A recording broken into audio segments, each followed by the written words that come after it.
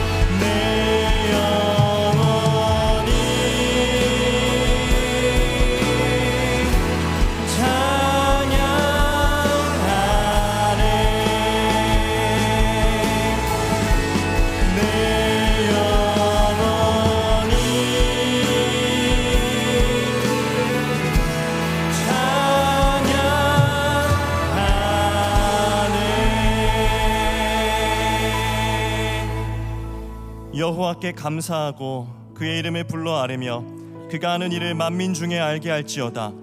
그에게 노래하며 그를 찬양하며 그의 모든 기이한 일들을 말할지어다. 그의 거룩한 이름을 자랑하라. 여호와를 구하는 자들은 마음이 즐거울지로다. 여호와와 그의 능력을 구할지어다. 그의 얼굴을 항상 구할지어다. 아멘. 한량없는 구원의 은혜를 베풀어 주신 주님, 행하신 모든 일에 감사드립니다. 하나님의 거룩한 이름을 부르며 주님의 얼굴을 구하오니 이곳에 임재하시며 오직 주님만 영광 받아 주옵소서. 예수님의 이름으로 기도합니다. 아멘. 주기도문으로 공동체의 고백 올려드리겠습니다. 하늘에 계신 우리 아버지여, 이름이 거룩히 여김을 받으시오며 나라가 임하시오며 뜻이 하늘에서 이루어진 것 같이 땅에서도 이루어지이다. 오늘 우리에게 일용할 양식을 주시옵고 우리가 우리에게 죄 지은 자를 사하여 준 것 같이 우리 죄를 사하여 주시옵고 우리를 시험에 들게 하지 마시옵고 다만 악에서 구하시옵소서. 나라와 권세와 영광이 아버지께 영원히 있사옵나이다. 아멘.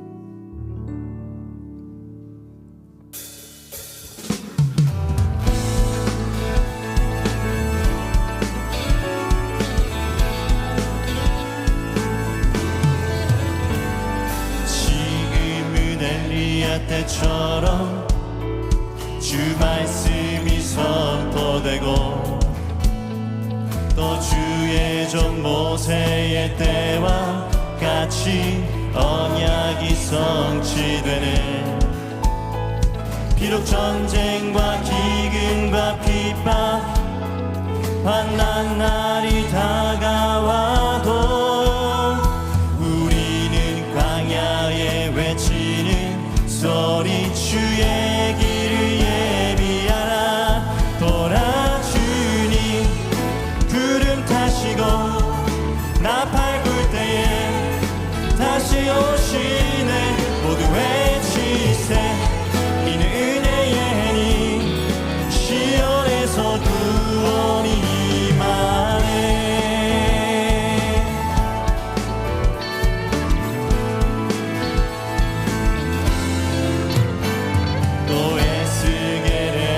상처럼 마른 뼈가 살아나며 또 주의 종 다윗 셀 때와 같이 예배가 회복되네. 주수할 때가 이르러 들판은 휘어졌네. 우리는 주수할 일꾼 되어 주 말씀을 선포하리. 오라 주님 구름 타시고 나팔 불 때에 다시 오시네. 모두 외치세 이는 은혜의 해니 시온에서 구원이. 목소리로 보라 주님 보라 주님 구름 타시고 나팔 불 때에 다시 오시네. 모두 외치세 이는 은혜의 해니 시온에서 구원이. 보라 주님 보라 주님 구름 타시고 나팔 불 때에 다시 오시네. 모두 외치세 이는 은혜의 해니 시온에서 구원이. 하늘 영광 버리고 하늘 영광 버리고 이 땅 위에 십자가를 지시고 죄사했네. 무덤에서 일어나 하늘로 올리셨네. 주의 이름 높이리. 하늘 영광 버리고 이 땅 위에 십자가를 지시고 죄사했네. 무덤에서 일어나 하늘로 올리셨네. 주의 이름 높이리. 주의 이름 높이며 주의 이름 높이며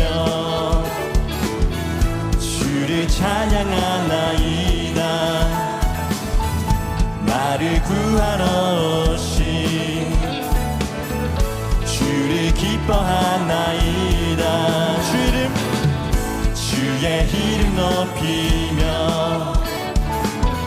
주를 찬양하나이다. 나를 구하러 오신 주를 기뻐하나이다. 하늘 영광 버리고 이 땅 위에 십자가를 지시고 죄사했네. 무덤에서 일어나 하늘로 올리셨네. 주의 이름 높이. 하늘 영광 하늘 영광 버리고 이 땅 위에 십자가를 지시고 죄사했네. 무덤에서 일어나 하늘로 올리셨네. 주의 이름 높이리. 주의 이름 높이리. 주의 이름 높이리. 예, 할렐루야. 우리를 구원하신 주님, 다시 오실 그 만왕의 주님을 찬양합니다. 아멘. 자리에 앉아서 찬양하겠습니다.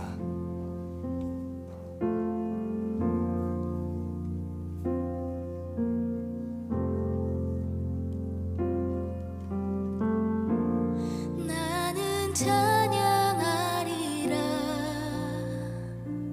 주님 그 이름 찬양. 예수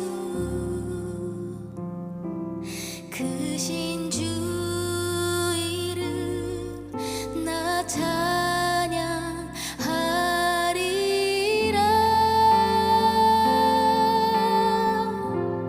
나는 찬양하리라. 주님 그 이름 찬양. 예수 크신 주 이름 나 찬양하리라.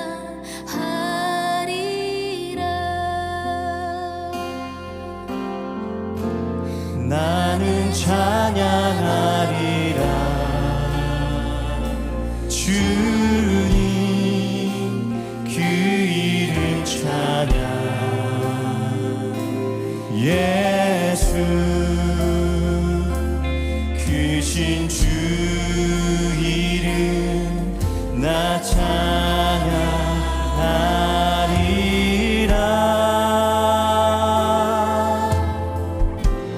나는 찬양하리라. 주님 그 이름 찬양. 예수 크신 주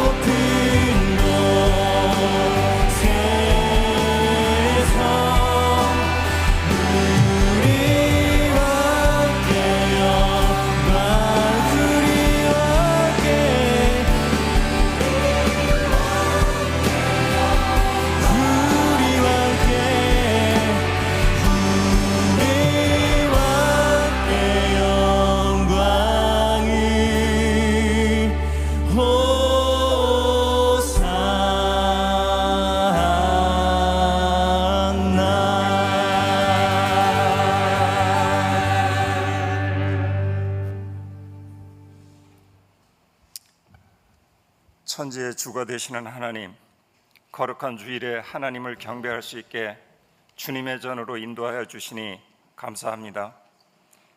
주님이 우리의 주인 되어 주심에 기뻐하며 감사의 예배를 드립니다.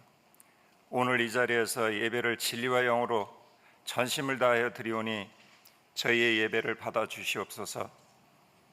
하나님 계심으로 인하여 우리들의 삶이 즐거워질 수 있도록 크신 은혜를 구하오니 저희들의 간구를 들어주시옵소서. 우리들의 눈이 오직 주님만을 보게 하시고 우리의 마음이 주님을 향하여 뜨겁게 하시고 우리의 손발이 주님의 뜻을 이루는 일에 바쁘게 하옵소서. 하나님을 사랑하여 주심과 돌보아 주심에 감사하면서도 주님의 뜻대로 살지 못하고 세상의 법에 유혹당하는 저희들의 연약함을 긍휼히 여겨주시고 언제나 산성이시며 피난처가 되시는 하나님의 품 안으로 인도하여 주시옵소서. 어지러운 세계 정세 속에 전쟁과 가난으로 힘들어하는 사람들이 있습니다. 하나님 이들을 긍휼히 여겨주셔서 이들 가운데 하나님 주시는 평안이 가득하길 기도합니다. 각국의 위정자들에게도 하나님의 통치가 이루어지도록 그들을 주장하여 주옵소서. 하나님 핏값으로 세우신 해성교회를 사랑하여 주셔서 76년을 지켜주심을 감사드립니다. 앞으로의 76년도 하나님의 은혜로 모든 성도가 하나 되어 하나님의 뜻을 기쁨으로 이루는 데 동참하는 성도들 되게 하시고 그들의 삶을 지켜주시옵소서. 주님께 받은 은혜로 성도들의 삶이 은혜 충만한 삶이 되게 하여 주시고 받은 은혜를 나누고 서로 섬기는 일이 왕성하여 그리스도의 향기 나는 교회 되게 하여 주옵소서. 하나님 사랑하셔서 세우신 형제교회, 웨이처치, 예수가족교회, 함께 걷는 교회 위에 하나님 주시는 은혜가 가득하기를 원합니다. 목사님들과 함께하는 동역자들을 세워주시고 복음의 전함이 왕성한 교회 되게 은혜 부어 주시옵소서. 세계 각처에서 수고하시는 선교사님들과 미래 자립교회의 목사님들 사역 가운데 하나님 주시는 위로와 필요를 채워주시고 은혜가 충만하게 하옵소서. 이제 주일학교 여름 사역이 시작됩니다. 이를 위해 섬기는 선생님들과 참여하는 학생들에게 성령 충만하게 하여 주시옵고 이 시간을 통하여 하나님 만나 주심을 간구하오니 자녀들이 세상의 것에 중심을 두지 말고 하늘의 복음에 중심을 두는 삶을 살아가게 인도하여 주옵소서. 교회 내 육체와 정신적으로 어려움에 직면한 성도들이 있습니다. 이들을 긍휼히 여겨주시고 붙들어 주셔서 주님의 권능으로 치유하심을 믿사오니 주님의 크신 은혜를 경험하게 하옵소서. 경험한 은혜를 감사함으로 주님 전능하심을 증거하는 자녀로 살아가게 하옵소서. 교회를 위하여 기름 부어 세워주신 정명호 담임 목사님을 위하여 기도합니다. 주님 주시는 은혜로 영육을 강건하게 하시고 말씀 전하실 때 성령 충만케 하셔서 말씀을 듣는 성도들의 마음밭이 옥토가 되어 주시는 말씀으로 세상을 살아가는 힘을 얻게 하옵소서. 정성으로 준비하는 찬양팀의 찬양을 기쁘게 받아 주시옵고 주님 홀로 영광 받아 주시옵소서. 오늘도 예배를 위하여 곳곳에 섬기는 성도들이 성령 충만하여 예배를 준비하는 기쁨이 넘치게 주님 함께하여 주시옵소서. 우리의 생명이신 예수님의 이름으로 기도드립니다. 아멘.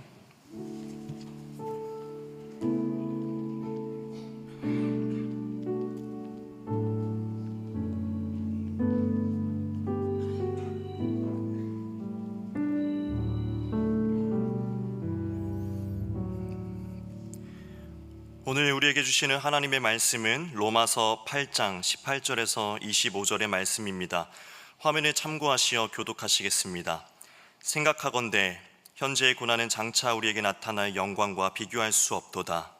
피조물이 고대하는 바는 하나님의 아들들이 나타나는 것이니 피조물이 허무한데 굴복하는 것은 자기 뜻이 아니요 오직 굴복하게 하시는 이로 말미암음이냐. 그 바라는 것은 피조물도 썩어짐의 종 노릇한 데서 해방되어 하나님의 자녀들의 영광의 자유에 이르는 것이니라. 피조물이 다 이제까지 함께 탄식하며 함께 고통을 겪고 있는 것을 우리가 아느니라. 그뿐 아니라 또한 우리 곧 성령의 처음 익은 열매를 받은 우리까지도 속으로 탄식하여 양자될 것 곧 우리 몸의 속량을 기다리느니라. 우리가 소망으로 구원을 얻었음에 보이는 소망이 소망이 아니니 보는 것을 누가 바라리요. 만일 우리가 보지 못하는 것을 바라면 참음으로 기다릴지니라. 아멘.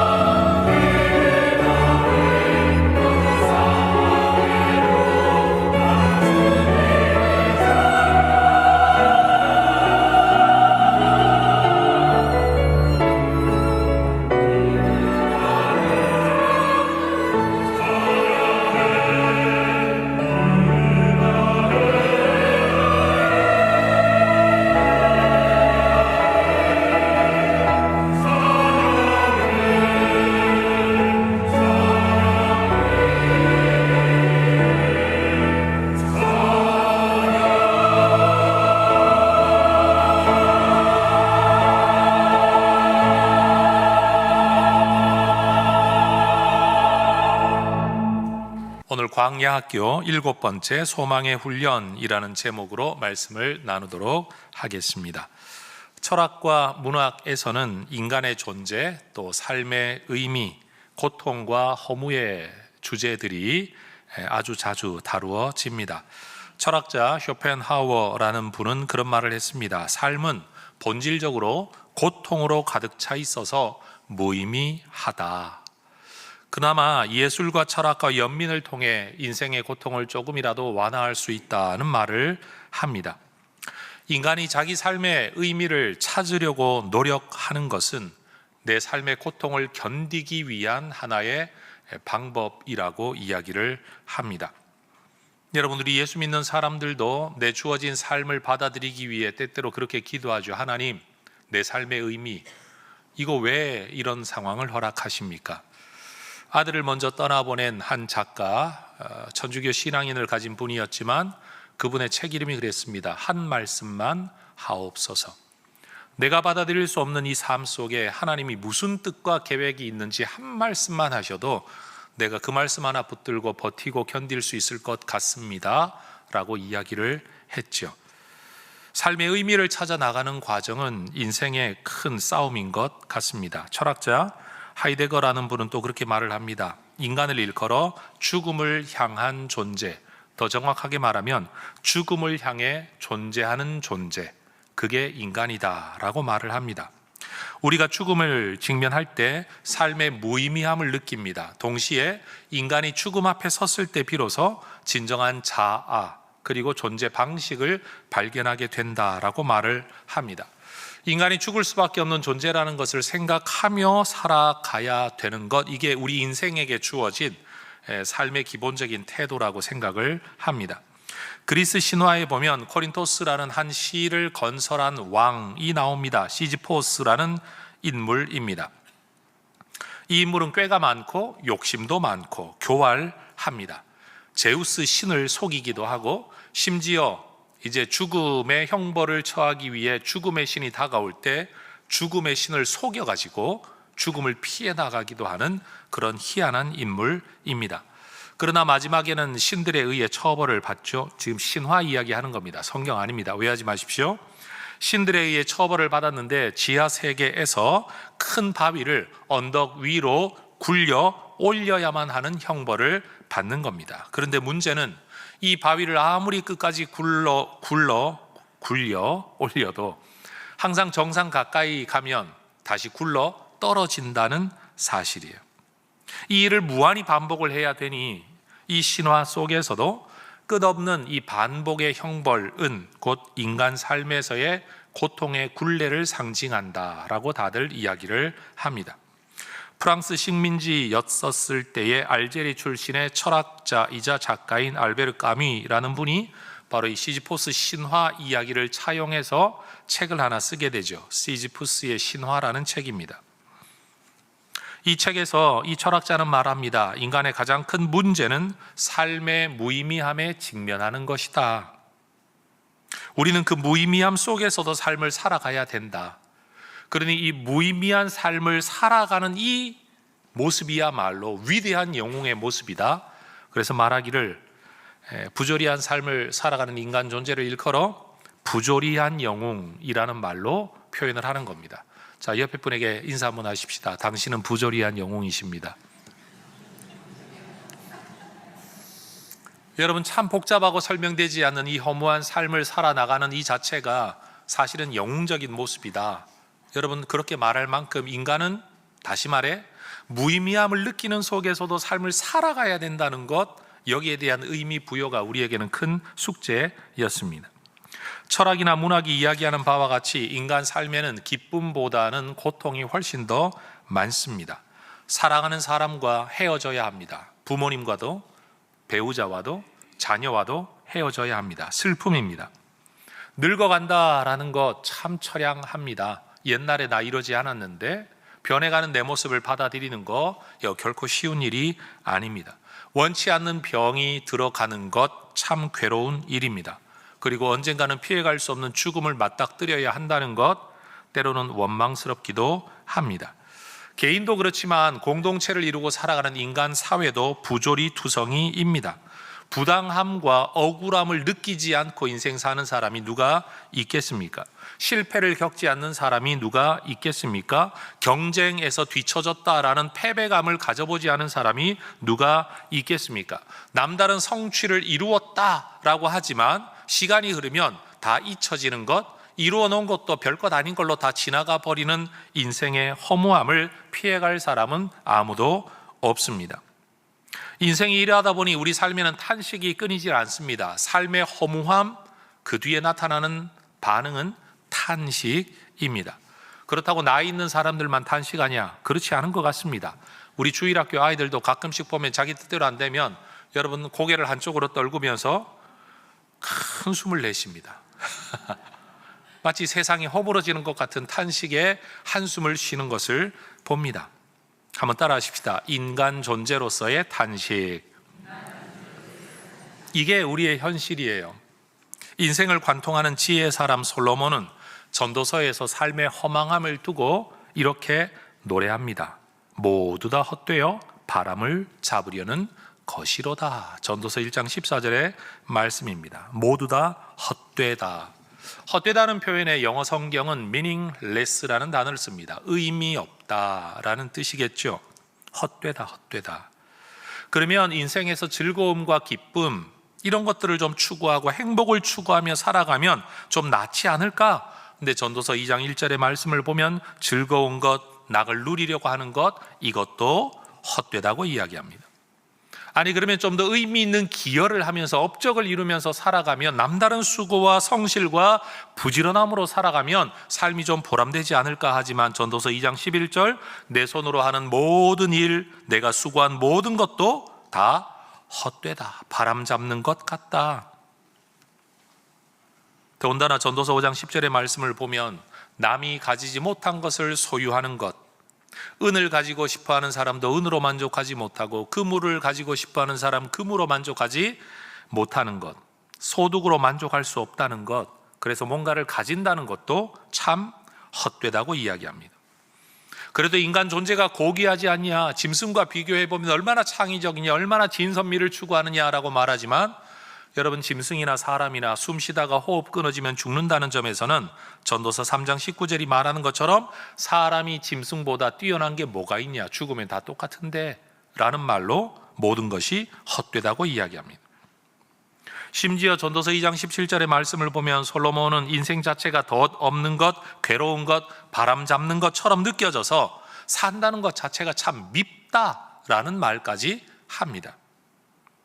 그래서 솔로몬은 전도서에 이 글을 쓰기 시작하면서 그 시작과 끝을 여러분 헛되다는 말로 열고 닫습니다.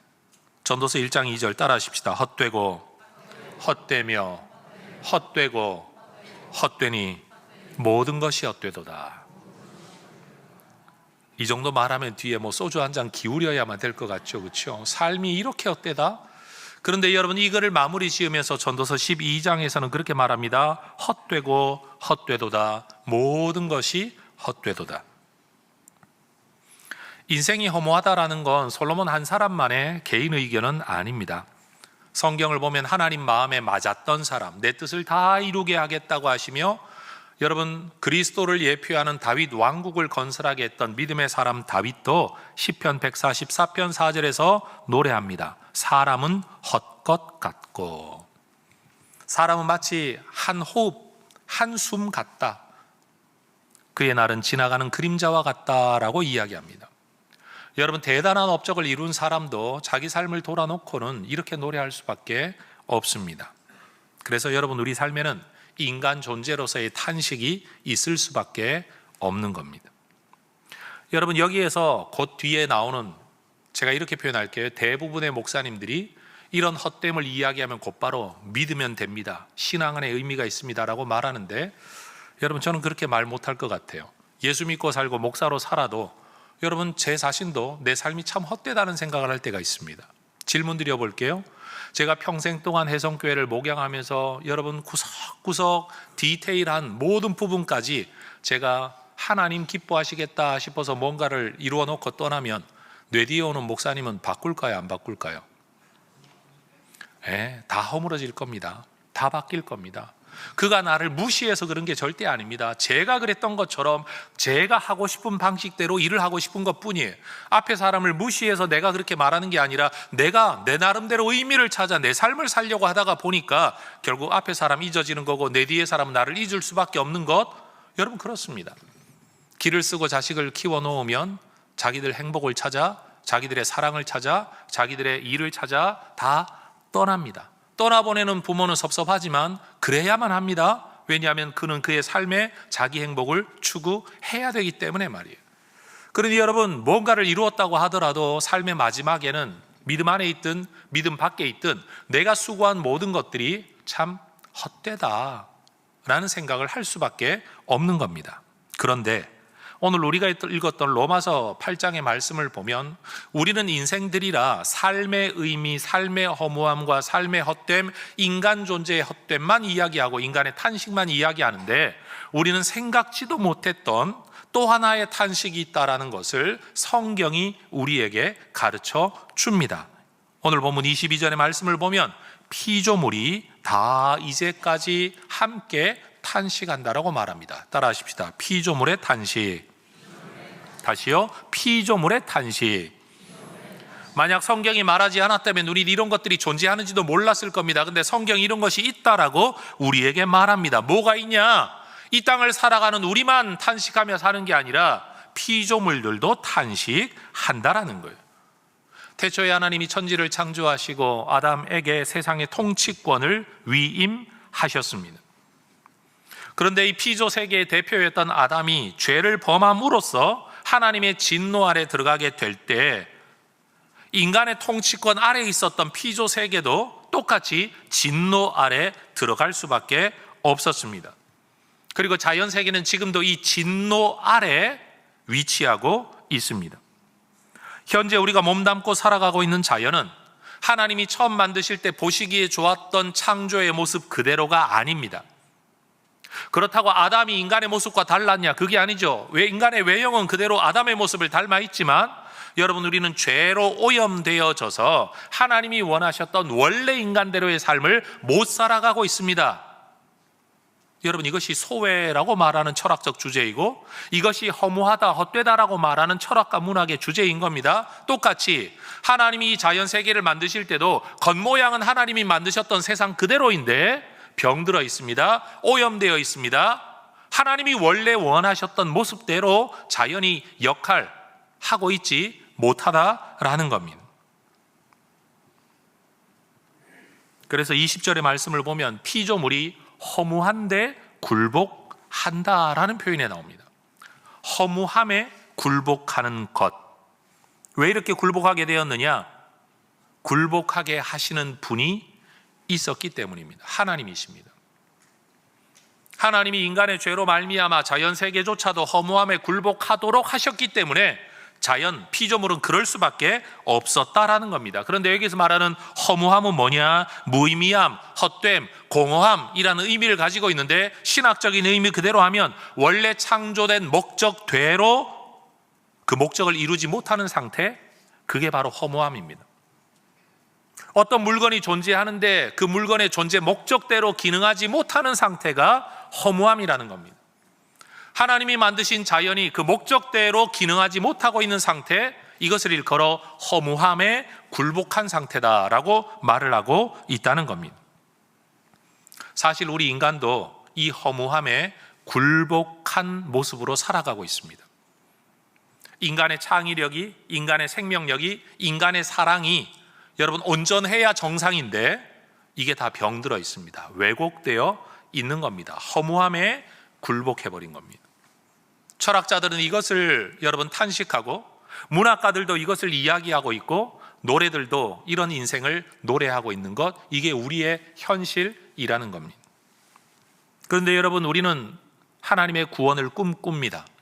언젠가는 이 불완전함에서 벗어날 때가 있을 거라고 믿습니다. 마찬가지로 피조물들도 이 허무와 좌절, 허무함에 굴복한 상태를 벗어나는 길이 있다는 것을 알고 있습니다. 그렇기 때문에 성경 19절의 말씀을 보면 피조물이 고대하고 있다라고 말을 합니다. 뭘 고대하느냐? 하나님의 아들들의 나타남을 고대하는 겁니다. 하나님의 자녀, 하나님의 백성들이 만들어지는 걸 고대하고 있습니다. 왜요? 그 바라는 것이 뭐냐? 피조물도 썩어짐의 종로로 타는 데서 해방될 수 있다는 것을 알고 있기 때문에, 믿고 있기 때문에 그때를 기다리는 겁니다. 하나님의 자녀들이 나타나, 하나님의 아들들이 나타나 영광의 자유에 이르게 되는 것처럼 모든 피조 세계도 여기에서 벗어나 하나님의 영광의 자유에 이르게 되는, 하나님의 창조 목적대로 이르게 되는 어떤 때가 올 것을 알고 있기 때문에, 따라하십시다, 피조물이 고대하고 있다. 여러분, 피조물도 탄식하는 가운데 고대하고 있다는 거예요. 이게 오늘 설교의 키워드입니다. 탄식, 고대, 탄식, 소망이에요. 타락 상태로부터의 해결받는 길은 구속밖에 없죠. 구원하기 위하여 대가를 대신 지불하는 것, 구속입니다. 이 구속을 기다리면서 피조 세계는 지금도 탄식합니다. 다시 22절 말씀을 보면 피조물이 다 이제까지 함께 탄식하고 있다. 동시에 19절 피조물이 고대하고 있다. 탄식하는 가운데 고대, 고대하는 가운데 탄식하는 것. 여러분, 자연세계 회복은 성경의 중요한 신학적 주제 가운데 하나입니다. 창조의 영이신 성령께서 여러분, 인간만 구속하는 게 아니라 하나님이 만드셨던 모든 세상을 새롭게 하시고 여러분 구속하실 줄로 믿습니다. 여러분, 우리는 인간만 천국으로 딸랑 데리고 들어가시는 게 아니라 하나님의 피조세계 전체를 회복되게 하실 것을 믿는 신학을 우리는 가지고 있습니다. 그래서 여러분, 인간에게 재해를 가져다 준다는 이유로 인간이 그것을 극복하거나 정복하지 못한다는 이유 때문에 피조 세계를 신처럼 떠받들어 섬기는 것, 그러므로 그 재해로부터 벗어나려고 하는 인간의 노력, 우린 이것을 일컬어 토테미즘 또는 애니미즘이라고 말을 합니다. 생물로서 뭔가 생명력을 가지고 있는데 내가 이길 수 없는 강력한 생명체에게 신적 권위를 부여하여 종교적 행위를 통하여 섬김으로 그들의 능력이 나를 해하지 못하게 만드는 것, 내가 살아가고 있는 이 자연물 속에 내가 극복할 수 없는 웅장함과 거대함 속에 신적 기운이 있다라고 생각을 하며 거기에 섬기는 거죠. 산을 섬겨 산신의 도움을 받으려고 하고, 물 앞에 사는 사람들은 물을 섬겨 물의 해를 벗어나려고 하는 것. 여러분, 이런 것들이 인간들이 가지고 있었던 인식인데 성경을 보면 이것이 참 어리석은 거다라는 걸 알게 되죠. 피조 세계는 지금도 탄식하고 있습니다. 그리고 고대하고 있습니다. 하나님께서 이 세상을 새롭게 하실 그때를 말입니다. 여러분, 자연은 돌봄의 대상이지 절대로 섬김의 대상이 아니라는 사실을 분명히 깨달으시기를 축복합니다. 우리만 죽어서 천국 가면 그만이다가 아니라 하나님이 만드신 모든 피조 세상이 회복될 날을 피조물이 기다리고 있다는 이 성경의 가르침을 여러분, 교회 바깥에서, 성경 바깥에서는 들을 수 없는 이야기 아닙니까? 성경이 말하는 이 하나님의 가치관, 세계관을 여러분들께서 인정하고 받아들이실 수 있기를 축복합니다. 근데 거기에 또 하나의 탄식이 있습니다. 피조 세계도 완전해지는 어떤 세상을 탄식하며 기다리는 것처럼 우리는 인간으로서 인간의 삶 자체의 허무함을 탄식하지만 그 인간이 예수를 믿게 되었다고 해가지고 우리의 탄식이 사라지는 게 아니라는 겁니다. 우리가 예수를 믿고 하나님의 자녀가 되어도 우리는 여전히 죄성 안에서 이 땅에 발을 딛고 살아갑니다. 하나님의 은혜, 예수의 은혜가 너무 크지만 여러분, 우리 안에 있는 내면의 죄성을 우리는 아직도 벗어버리지를 못했습니다. 그래서 23절의 말씀을 보면 성령의 처음 익은 열매를 받은 우리, 성령의 처음 익은 열매는 부활하신 예수를 말합니다. 부활하신 예수 그리스도를 믿음으로 받아들인 우리까지도 속으로 탄식한다 라고 말을 합니다. 따라 하십시다. 성도의 탄식. 다시요. 성도의 탄식. 우리는 뭘 탄식하느냐? 양자 될 것, 곧 우리 몸의 속량을 기다린다는 거예요. 우리 몸의 속량이 뭘까요? 여전히 문제 있는 이 땅의 삶을 살아가는데 자연의 제한된 역할 속에서 완전한 자연이 되기를 기다리는 것처럼 인간이 인간 속으로 살고 있지만 여전히 부조리한 삶을 벗어나 완전한 하늘나라의 삶을 기다릴 때 이 속량의 때를 기다리면서 우리가 탄식한다라는 겁니다. 불가능과 좌절 때문에 하는 탄식이 아니라 강렬한 소망 때문에 하는 탄식인 거죠. 언젠가 이루어지게 될 인간이 인간다워지는 진짜 그날, 하나님의 자녀들이 진짜 하나님 자녀다워지는 그날, 하나님이 인간을 만드실 때 기대했던 그 모든 것들이 이루어지는 그 날을 기다리며 탄식하는 겁니다. 그런데 여러분, 이렇기 때문에 우리는 보이지 않는 소망을 가진, 세상이 없는 소망을 가지고 있기 때문에 25절이 말하는 것처럼 참음으로 기다리는 것, 참음, 단어를 바꾸면 인내하는 겁니다. 여러분 피조물들이 탄식하며 고대하고 고대하며 탄식하는 것처럼 우리도요 탄식하며 인내해야 됩니다. 참음으로 탄식하는 겁니다. 이것이 하나님께서 우리에게 원하시는 이 땅에서의 삶입니다. 그런데 여기에 또 한 걸음 더 나아가면 또 다른 탄식이 존재합니다. 인간으로서의 탄식, 피조물의 탄식, 성도들의 탄식만 있는 게 아니라는 거예요. 26절의 말씀을 보면 성령도 우리 연약함을 도우시나니 우리는 마땅히 기도할 바를 알지 못하나 오직 성령이 말할 수 없는 탄식으로 우리를 위하여 친히 간구하신대요. 따라하십시다. 성령의 탄식. 여러분, 성령 하나님은 그분 당신 자체를 놓고 보면 탄식할 일이 없는 분입니다. 하나님이시잖아요. 그런데 이분이 왜 탄식을 하십니까? 우리의 연약함 때문에 탄식하십니다. 우리를 돕기 위해 탄식하십니다. 말할 수 없는 탄식이라는 것은 말로 표현하기에는 너무 깊은 한숨이라는 의미를 가지고 있습니다. 몇 마디 말로 해결될 수 있는 게 아니라는 거예요. 사람에게 말을 한다고 해결될 수 있는 게 아닌 깊은 내면의 탄식을 성령 하나님이 품고 계시다는 거예요. 우리는 하나님의 구원의 백성이 되기는 했지만 여러분, 하나님의 뜻을 알고 싶어는 하지만 다 알지를 못합니다. 안다고 하더라도 순종하지를 못합니다. 머리로는 그래야 되는 줄 알지만 마음이 못 따라갈 때가 많습니다. 마음은 있는데 능력이 못 따라갈 때도 많습니다. 우리는 부조리한 삶을 살고 있죠. 모순된 삶을 살고 있죠. 소외의 삶을 살고 있죠. 뜻대로 안 되는 삶, 말 그대로 인간 존재를 놓고 보면 정말 허무하다라고 말할 수밖에 없는 이 인생을 우리는 여전히 살아가고 있습니다. 그런 우리를 두고 성령께서 탄식하시는 겁니다. 그 탄식하시는 성령께서 탄식과 함께 하시는 게 뭐냐? 27절의 말씀을 보면 성령이 하나님의 뜻대로 성도를 위하여 간구하신답니다. 여러분, 하나님의 뜻이라면 하나님께서, 성령 하나님께서 모든 일을 한 번에 이루어버리면 그만일 텐데 하나님의 때가 있고 하나님의 뜻이 있고 하나님의 계획이 있어서 곧바로 이루지를 못하십니다. 그리고 그 때가 될 때까지 우리가 믿음 안에 서갈 수 있도록 우리를 위해 기도하신답니다. 사실 짧게만 생각하면 이 성경 구절은요 굉장한 논란거리입니다. 논리적으로 한번 따져보십시다. 여러분, 기도는 인간이 하나님께 하는 겁니다. 능력 없는 자가 능력 있는 분에게 하는 것이 기도입니다. 그런데 성령이 하나님께 기도한다? 하나님이 하나님께 기도한다? 논리적으로 뭔가 이상한 이야기 아닙니까, 여러분? 아니, 어떻게 성령께서 기도를 한다라는 건 자기 뜻대로 못한다는 데 있는 것이고, 여러분, 자기 뜻대로 못한다는 게 있다고 하면 어떻게 그게 전지전능한 하나님이 되냐라는 거예요. 그래서 여러분, 유튜브 이런 거 함부로 보시지 말라고 제가 권하는 게, 이런 말장난과 논리를 가지고 기독교 신앙을 허물어뜨리는 사람, 자기가 굉장한 신학을 일컬은 사람인 것처럼 사람들의 신앙을 호도하는 분들이 너무 많아서 여러분, 그냥 검증된 목회자들 아주 그냥 최소한 이야기하면 제 설교나 듣고 우리 교회 성경 공부나 하고 그리고 추천하는 성경 도서나 잘 읽고 여러분 신앙생활 하시지, 엉뚱하게 유튜브의 바다를 헤매다가 여러분 어디로 표류할지 모릅니다. 자, 옆에 분에게 인사하십시다. 유튜브의 바다를 잘못 헤매면 표류합니다. 그런데 여기에서 성령이 기도하신다라는 것 앞에 꼭 있어야 될 게 뭐냐?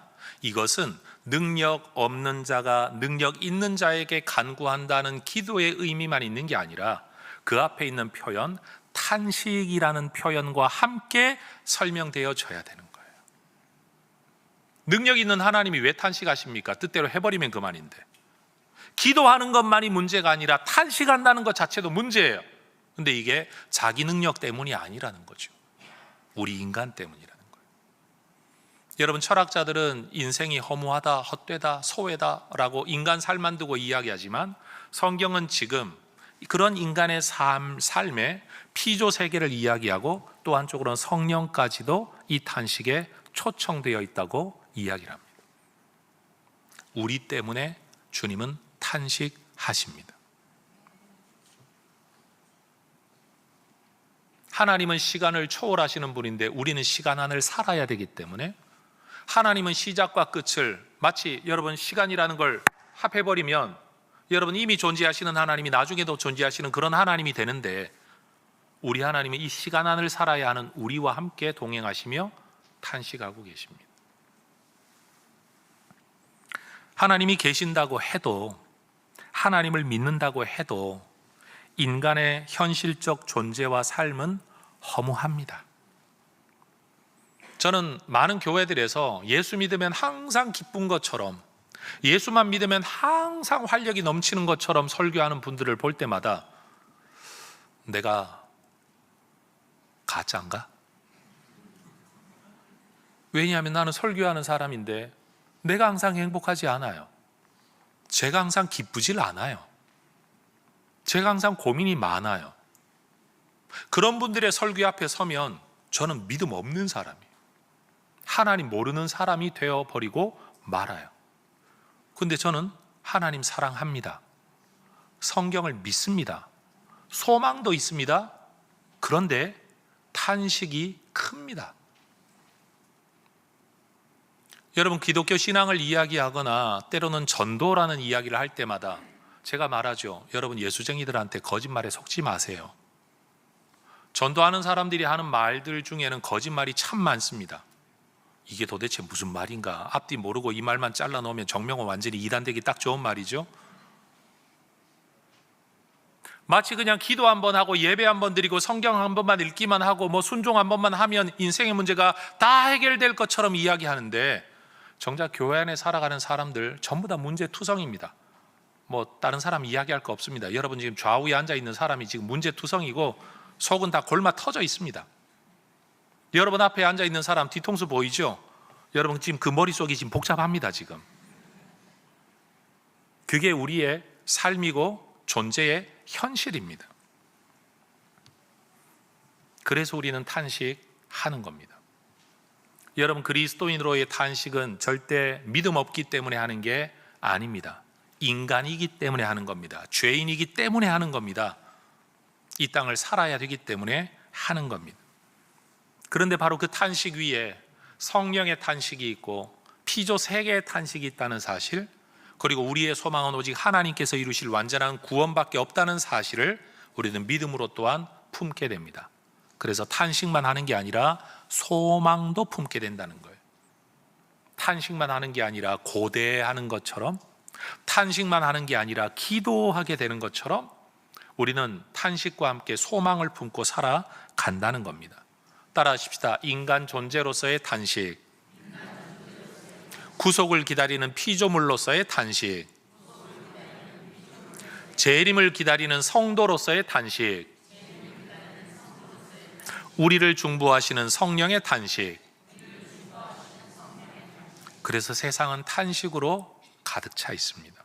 그게 우리가 살아야 할 세상입니다. 그런데 우리는 이 구절을 기억해야 됩니다. 18절의 말씀, 이 단락의 시작 말씀이죠. 생각하건대 현재 고난은 장차 우리에게 나타날 영광과 비교할 수 없도다. 제가 인위적으로 성경 단어 하나를 바꿔볼게요.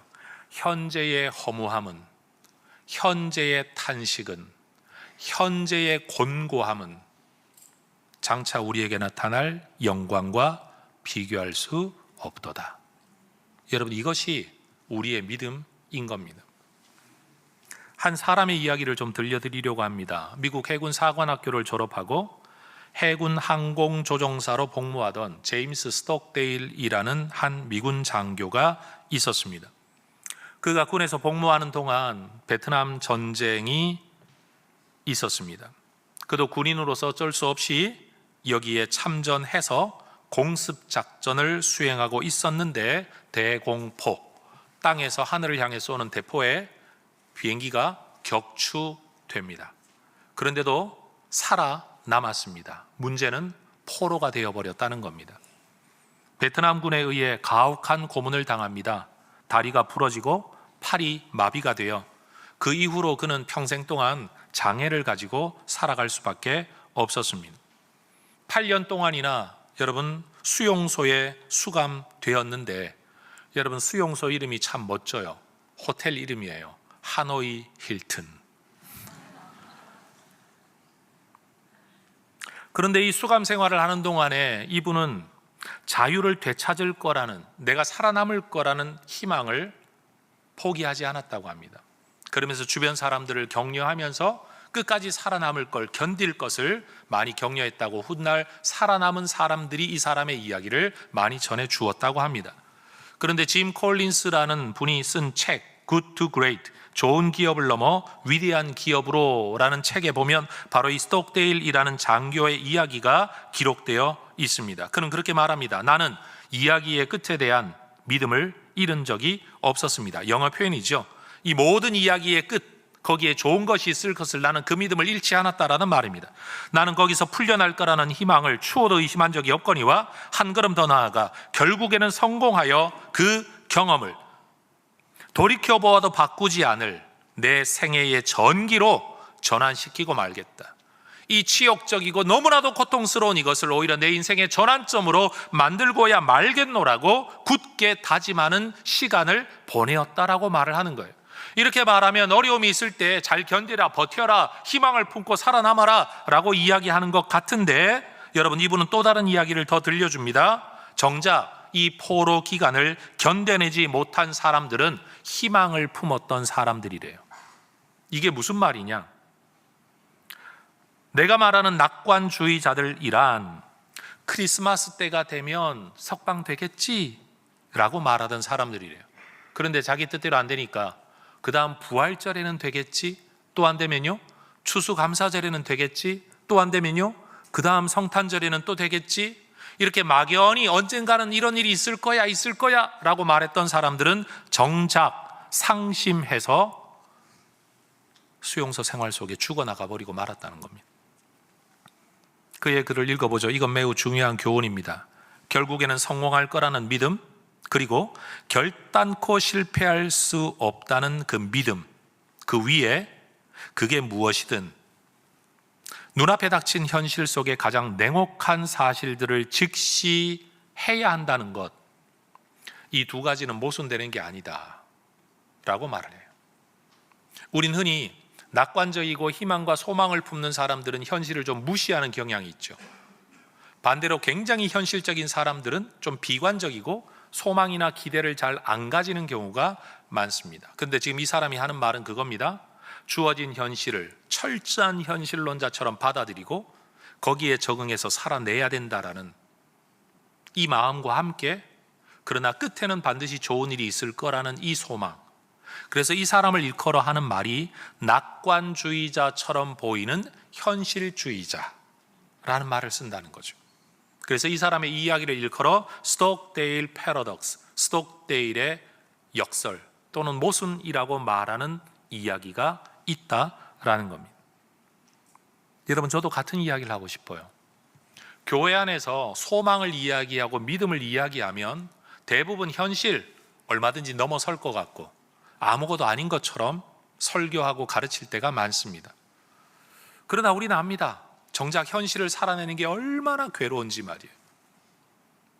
때때로 믿음을 이야기해도 별반 달라지는 게 없더라 라는 분들은 교회가 말하고 성경이 말하고 설교자들이 말하는 그 소망과 희망을 품고 들어왔다가 변하지 않는 현실 때문에 믿음과 소망을 아예 버려버리고 교회를 떠나는 분들도 많이 있습니다.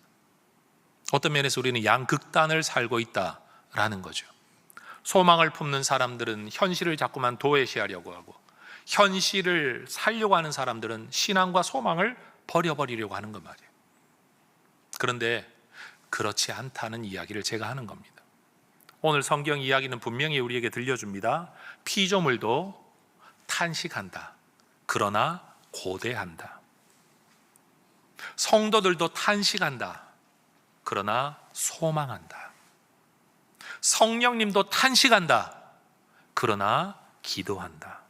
이 모든 이야기가 우리에게 들려주는 건, 여러분, 탄식할 수밖에 없는 현실 속에서 여러분 소망을 붙들고 살아가라라는 겁니다. 그러나 소망이 있다고 해서 현실이 당장 달라지는 건 아니다는 것을 받아들이라는 겁니다. 여러분, 제가 해성교회 처음 부임할 때 되었을 때 저도 마음속에 그런 소망이 있었지만 저의 대학생활, 대학원 생활, 신학대학원 생활을 지켜보았던 제 친구들은 야, 명호가 이제 저런 교회를 가니까 해성교회 대박 나겠다 라고 기대했답니다. 저도 그럴 줄 알았습니다. 그런데 몇 년이 지나고 나서 저희 교회, 목양하는 이 교회를 놀러 와서 대화를 하는 중에 그런 이야기를 하는 거예요. 야, 명호 네가 목회하면 막 갑자기 교회가 갱신되고 변화되고 성장 부흥해서 대박 날 줄 알았다. 근데 뒤에 말은 말 안 하더라고요. 알았다. 그래서 제가 대답했어요. 나도 그럴 줄 알았다. 그리고 뒤에 말 안 했어요. 저도 뜻대로 안 되더라고요. 여러분, 교회 안에서 성경을 성경대로 가르치려고 하면 기적과 역사가 일어나야 되는데 성경을 성경대로 가르치려고 하니까 교인들이 떠나더라고요. 누가 보더라도 그러해야 된다라는 타당성 있는, 논리성 있는, 객관성 있는, 합리성 있는, 정말로 그래야 되는 방법대로 교회를 운영하려고 하니까 여러분, 엄청난 조직적 저항, 심리적 저항, 갈등을 제가 겪을 수밖에 없었습니다. 여러분들 설교 들으면 말씀대로 살면, 믿음대로 살면, 하나님 생각하고 살면 하나님이 인생의 문제를 다 해결해 주실 겁니다. 이런 설교 잘 듣지 않습니까? 근데 사실 세상에 나가서 믿음대로 살면 여러분, 길이 열립니까? 꼬입니까? 제가 볼 때는 꼬이는 분들이 훨씬 더 많으신 것 같아요. 그래서 우리는 늘 갈등하며 살아갑니다. 말씀대로 살아야 됩니다. 맞지? 근데 현실에 딱 돌아오면 말씀대로 살면 내게 찾아올 손해, 내가 억울한 누명을 뒤집어 쓰는 것, 내가 믿음이 있다는 걸 가지고 이용해서 오히려 나를 이용해 먹으려고 하는 세상 사람들. 그래서 우리는 늘 앞뒤가 다른, 교회 안팎이 다른 모순적인 삶을 살아갈 때가 많은 것 같습니다. 말은 맞는 말로 하고 삶은 현실적으로 살아가는 거 말이에요. 저는 오늘 여러분들과 함께 우리가 내 뜻대로 되지 않는 현실을 버티고 살아내겠다는 결단이 먼저 있으면 좋겠습니다. 여러분, 우리가 아무리 기도해도요, 우리 하나님이 내가 원하는 대로, 내가 원하는 방법으로, 내가 원하는 시간에 응답하시는 일 별로 없습니다. 아니, 목사님 어떻게 그렇게 말씀하십니까? 내가 살아보니 그렇습니다. 그런데 저는 이거는 믿습니다. 내가 기도를 그렇게 해도 내 뜻대로 응답은 없지만 하나님은 내 기도를 들으시고 내 생각 위에서 하나님의 좋은 것으로 응답하실 것은 믿습니다. 저는 이 두 가지 신앙을 가지고 있습니다. 그렇기 때문에 기도는 합니다. 이루어지면 좋겠습니다라고 기도는 합니다. 근데 마음에 이미 준비하고 있습니다. 기도 응답되지 않을 걸. 그러고는 버텨내고 견뎌낼 나만의 소망을 품습니다. 그래도 하나님은 내게 좋은 것 주실 거야. 합력해서 선을 이루실 거야. 여러분, 우리에게 필요한 믿음은 이 궁극적 믿음입니다. 궁극적 그 믿음 말이에요. 그 믿음이 있어야 현실을 살아낼 수 있습니다. 그 소망이 없으면 현실을 견딜 힘이 없습니다. 그리고 여러분, 현실을 부정하는 가짜 믿음이 얼마나 많은 성도들을 넘어뜨리게 하는지도 모릅니다. 삶은 고통스럽고 허무합니다. 현실입니다. 우리의 인생은 광야 같습니다. 꽃길 걷고 있지 않습니다. 목회자도 꽃길 걸으며 목회하고 있는 거 절대 아닙니다. 여러분들 다 마찬가지입니다. 그래서 우리는 탄식합니다. 목사도 탄식하고 장로도 탄식하고 성도들 탄식하고 애들도 탄식하고 살아갑니다. 그런데 우리에게는 소망과 믿음이 있습니다. 내 뜻대로 될 거라는 소망은 아닙니다. 저는 분명히 여기서 한 걸음 물러서고 싶습니다. 내 뜻대로 될 거라는 소망이 아니라 하나님의 뜻대로 될 거라는 소망. 그게 우리의 궁극적이고 영원한 소망이고 믿음이라고 저는 믿습니다. 그래서 현실은 고난입니다. 내 뜻대로 되지 않는 고난이에요. 그런데 불평보다는 소망을 붙들어야 됩니다. 인생은 허무합니다. 그런데 낭망하지 아니하고 소망을 붙들어야 됩니다. 기도하고 일을 하는데도 실패가 많습니다. 그래도 좌절하지 않고 다시 일어서야 합니다.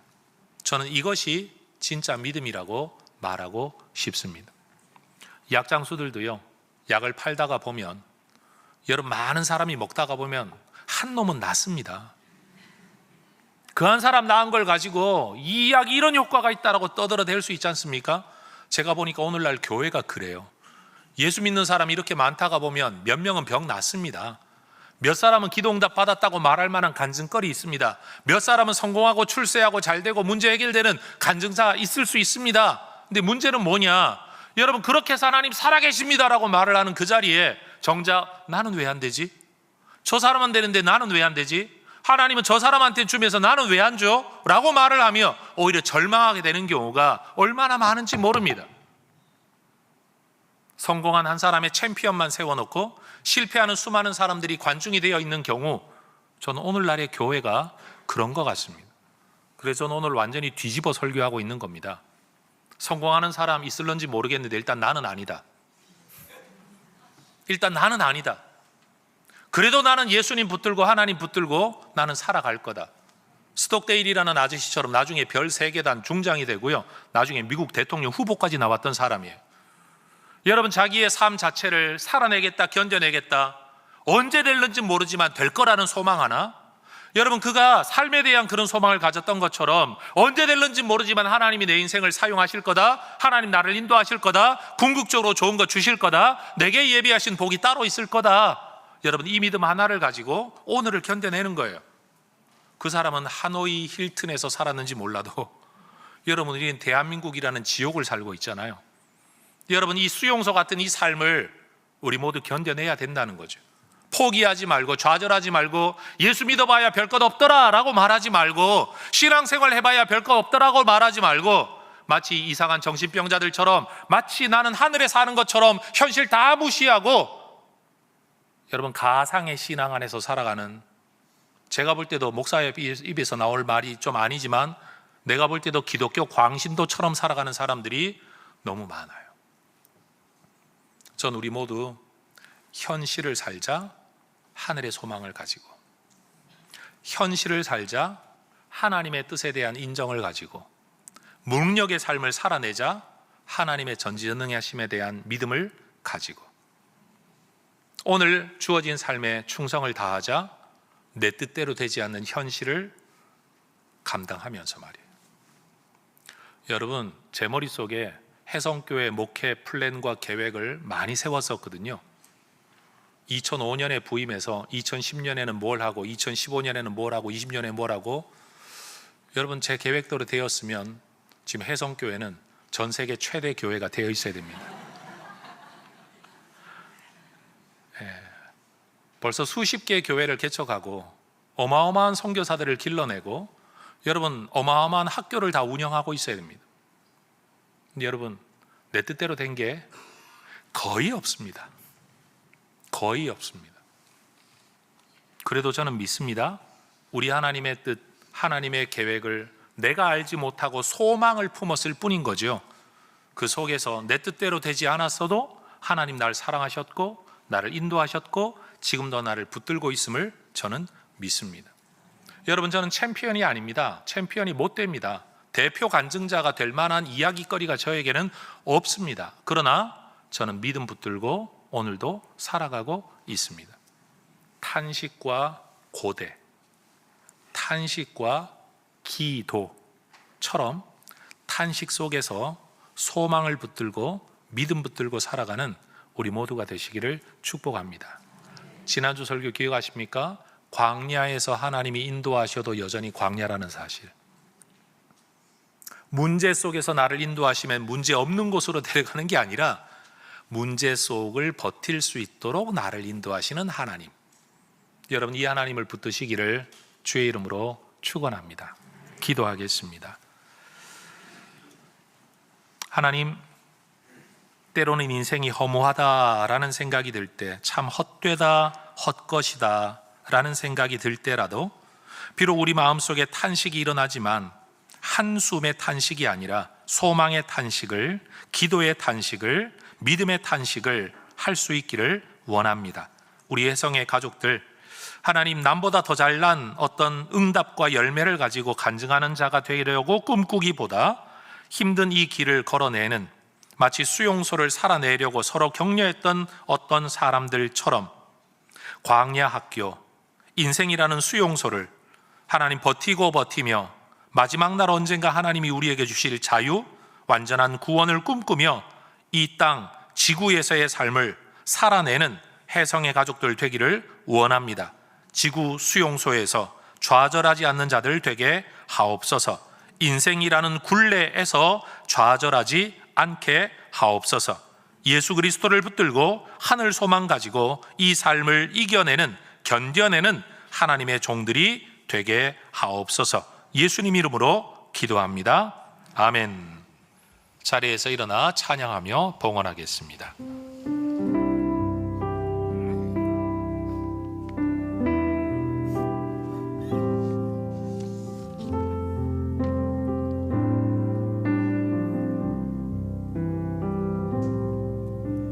고단한 인생길 힘겨운 오늘도 예수 내 마음 아시네. 지나간 아픔도 마주할 세상도 예수 내 마음 아시네. 고단한 인생길 힘겨운 오늘도 예수 내 마음 아시네. 지나간 아픔도 마주할 세상도 예수 내 마음 아시네. 믿음의 눈 들어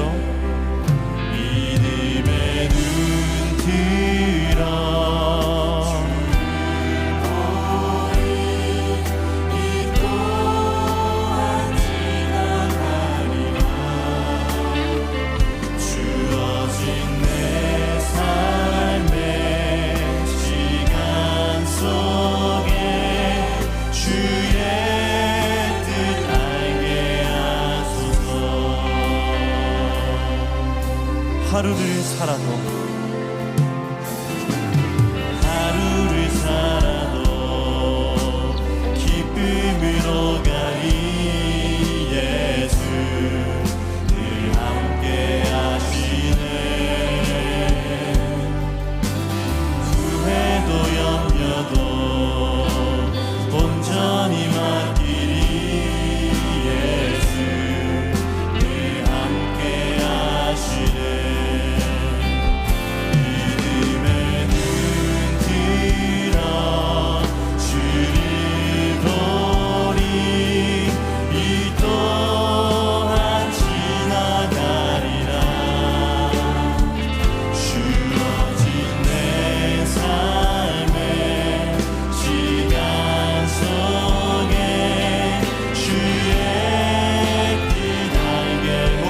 고백합시다. 믿음의 눈 들어 주를 보리. 이 또한 지나가리라. 주어진 내 삶의 시간 속에 주의 뜻 주어진 내 삶의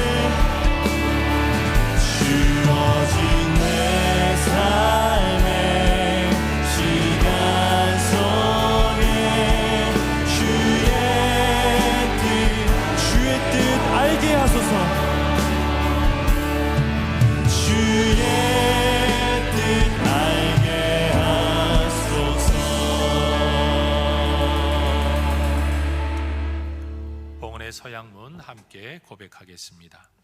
우리를 영원한 죽음에서 건져내신 전능하신 하나님께서 내 삶과 소유의 주인이심을 고백합니다. 은혜로 채워주시는 모든 것들을 지혜로운 청지기로 바르게 사용하겠습니다. 살아가는 동안 물질의 어려움이 있더라도 합력하여 선을 이루시는 아버지 하나님을 더욱 의지하겠습니다. 하나님 나라와 교회 공동체를 세워가는 일에 몸과 마음과 물질로 기쁘게 헌신하겠습니다. 내 삶의 필요를 따라 좋은 것으로 넘치도록 후히 베풀어 주실 하나님을 기대합니다. 아멘. 하나님 믿으면 뭐가 된다고 해서 믿었는데, 기도하면 응답하신다고 해서 기도했는데, 말씀대로 살면 복 주신다고 해서 애는 쓰는데 내가 원하는 대로, 내가 원하는 때, 내가 원하는 방식대로의 열매가 없어서 답답하고 탄식할 때가 많습니다.